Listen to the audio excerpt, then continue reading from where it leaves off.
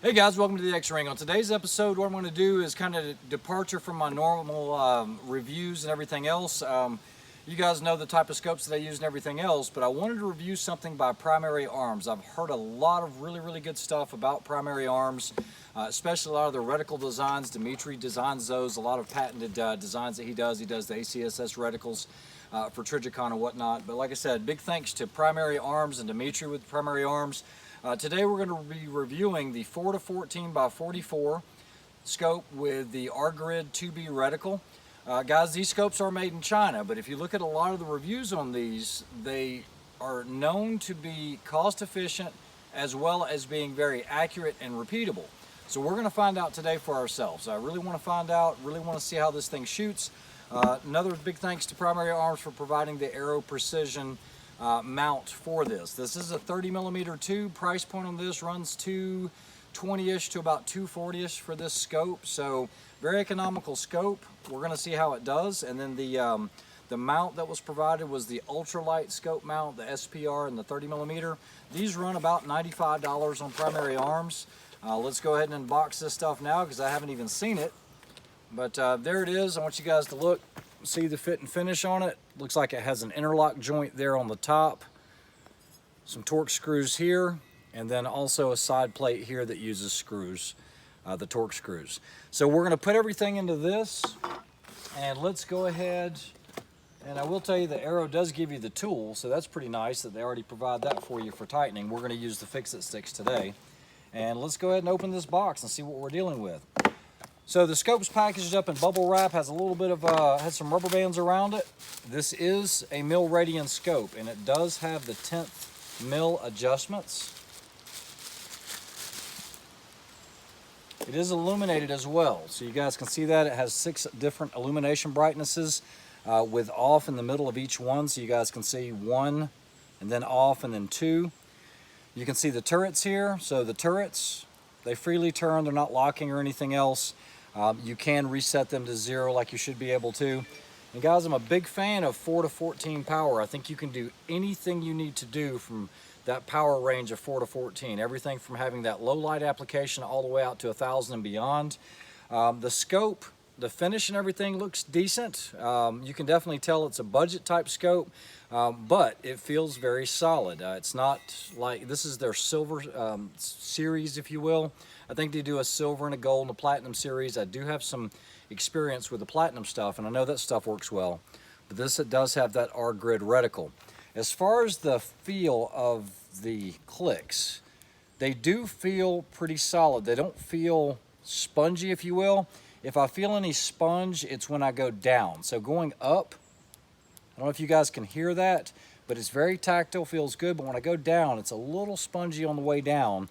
But what we're going to do is we're going to mount this up on a 24-inch AR provided by Rick with Is Your 6 Covered. He had one that had a 24-inch barrel, and we've never shot that rifle. It's never been zeroed. So what we're going to do is we're going to mount all this stuff up. We'll do our shots. We'll shoot it. I want to see how this thing tracks. I'll move it up, move it down, and see if it's repeatable. The chevrons on the inside, this R-Grid reticle is really neat, guys. All right, guys, so the beauty of this scope is not in the fact that it's less than $250 and that it does track. It is the R-Grid reticle designed by Dimitri. This is what makes it really nice, because now you have a first focal plane scope, but you've got a lot to work with regards to grids, okay? So for holdovers and things like that. So without talking about this, I'm doing this review a disservice. So the biggest thing is up close, this big horseshoe right here, which you'll be able to see because I'm going to split the screen. You can see it on the other camera. That has perfect illumination for up close, quick acquisition. But in the center, you have a chevron. And on that chevron, what you're going to do is you're going to aim at the very tip for your 0, for 0-0. Now, I can tell you that if you zero your rifle, whether it's a 6.5 or whether you do a 5.56 on MILRAD, what you're typically going to come up with is your 100-yard zero will be dead center, and then when you go to 200 yards, you're going to be somewhere around 4/10. That's your half mil right here. So that dot that they provide at the half mil, all you have to do is hold that a little low, and you know that that 200-yard shot's going to hit. At 300 yards, you're typically going to be 9/10 or 1 mil. Well, this right here is 1 mil from the center. This tip of this chevron right here, the tip of this stadia line. You've got your half mil wind hold dots here, and then full mils are a heavier dot. As you come down, you'll have your half mil, you'll have your full mil. So this is actually going to be your 2 because you've got 0, 1, 2, and then it'll have a 2 off to the side here. You'll actually see that in the video that I'm superimposing off to the left here. When you get all the way down to the 5 mils, because sometimes you'll lose your place, on the 5 mil, they actually make it really easy for you to find because they put what looks like barbells on the end of it. So that makes it very easy to find when you know you need to be 6 mils, look for the barbell, come down another mil, and that'll be your 6. The other thing is when you're doing range estimation, they also provide 10th mils to the left, 10th mils to the right.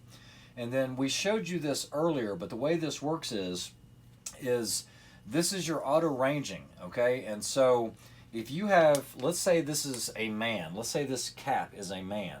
If you take this man and you put his feet, now this is based off of 5'10", I'm actually about 5'10", 5'11", so it would work perfectly. What you would do is you would place their feet on top of this line here. Wherever his head ends up, which on this is perfectly at 6, that would be 600 yards. So you already have a quick way to range estimate a 5'10" target. And then also you have the width here. Now this is set up for 18 inches. I just took a tape measure, measured from shoulder to shoulder. I'm 18 inches. So what you would do is you would take, let's pretend this cap is 18 inches wide. All you would do is you drop it along the width. And if you look at the width here, okay, so the ratio isn't correct for this cap, but based on this cap width, he would be at 700 yards, okay? So maybe this is a really a small guy or something. But either way, you can see how that works for the width. If the width would have been right here and been the full width of that, then it would have been a 400-yard target. So that reticle is what makes it really, really nice for that price point of $250. Let's say you never had to dial in an adjustment. You still have a quick way to do your holdovers, your wind holds, and everything else. And it's hard to find that in a scope that's less than $300 or $400. So this really fits the bill for that. I wanted to explain that R-grid reticle and how it worked and some of the features of it. So let's get back with the review. Really good reticle. I did have a chance to shoot an R-grid out in Vegas earlier this year. Really impressed with that reticle itself. I'm going to put on the phone scope so you guys can see what it looks like when I get it zeroed. Enough talking, let's get to shooting. Now the rifle we're using today is a rifle provided by Azure 6 Covered. He actually hasn't shot this. It has really no rounds on it. It has a 24-inch barrel on it. It is 5.56. So we don't know what the accuracy of this rifle is, but what we're going to try to do is get it on paper, see how it does. We'll get this optic zeroed, and then what we'll do is we will start messing around with the turret and see how well it tracks. So just got everything mounted up, did 1 or 2 shots to get it zeroed, get it on paper. I've got the turrets where they need to be. They do provide you an Allen key to go ahead and reset your turrets. They also give you an owner's manual. It says stop, read this first. And what it does is it explains everything about that R-grid reticle. Everything on ranging to adjusting, all of that is in here. It's a very good comprehensive manual. Also comes with a cleaning cloth and then also the bikini caps to cover up your lenses. So what I'm going to do to zero this one, because right now it is at 2.9 mils, I'm just going to hold it in place and then I'm going to loosen the top screw. So it's very straightforward. Once you take that off, you just lift the cap up and then reset this to the 0 hash mark. So I'm just going to find 0, which is here.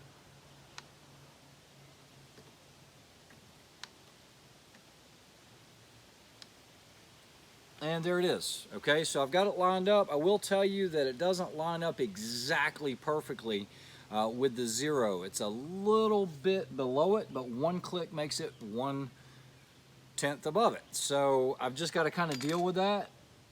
It's like it's a half tick almost. I'll let you guys see that here. But if I go up a click, now it looks like it's a 10th high, which it really is about a half high, half low.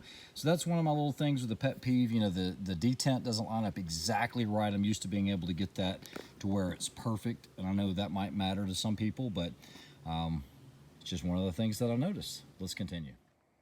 All right, guys, so we have Rick shooting his rifle. He's going to go round steel, square steel, round steel, square steel. I just want you guys to be able to see that reticle. I'm going to zoom out for him a little bit just so you guys can see it here. Rick, you are good to go.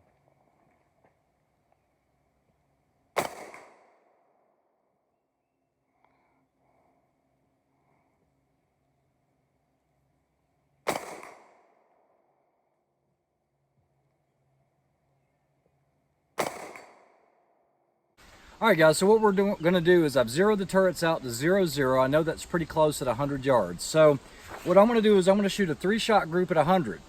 And then what we're going to do is we're going to go 4 inches up, 4 inches to the right. I'm going to come up 1.1. I'm going to go right 1.1. And then what I'll do is I'll come down 22 clicks, 22.2. And then maybe over, but we'll see how it does for the 3-shot grouping and just check it for tracking.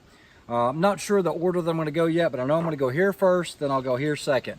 Guys, I just want to see if it's close, and we'll see how the turrets track. All right, okay. So I've got 15 rounds in here. I have a camera going down range.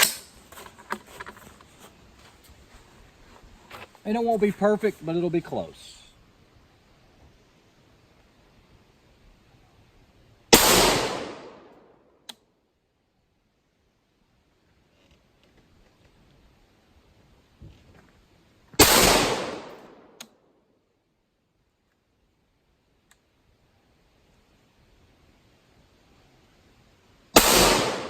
All right, guys, that's a pretty decent 3-shot group for this rifle.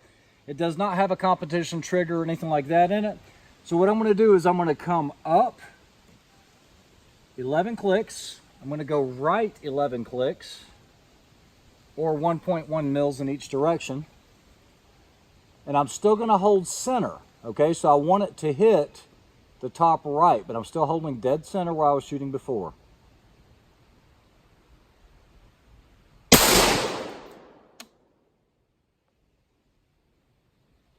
It's a little bit further right and low than it needs to be.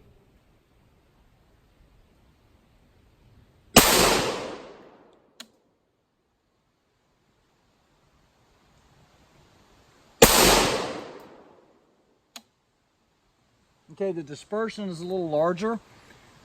Not crazy bad or anything else, but what I'm going to do now is I'm going to go down, if it's possible, I'm going to go down 22.2 clicks.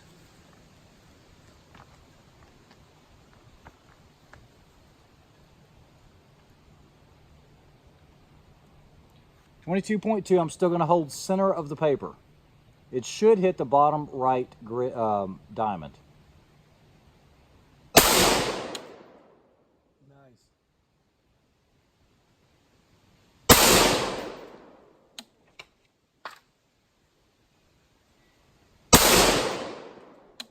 Okay, not bad. Now what I'm going to do is I'm going to go left 22.2 clicks, because it's 8 inches over.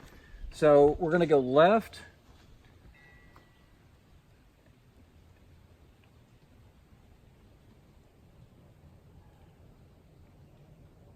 So 24 clicks left. I'm still going to hold center of the paper.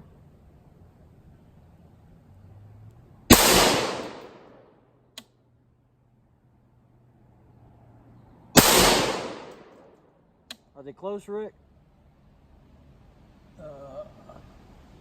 I don't see the second. No, okay, now what I'm going to do is I'm going to run everything back to 0, 0. All right, guys, so we zeroed the turret out. We're going to go dead center 0 with 0, 0 turrets. 5-shot group with a hot barrel. Ready?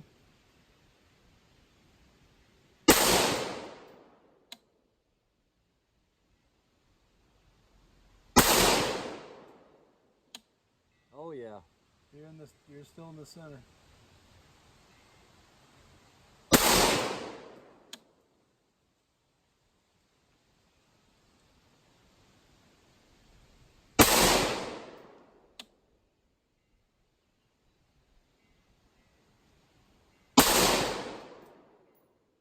All right, guys, so 5 shots back center with 0, 0 on the turrets.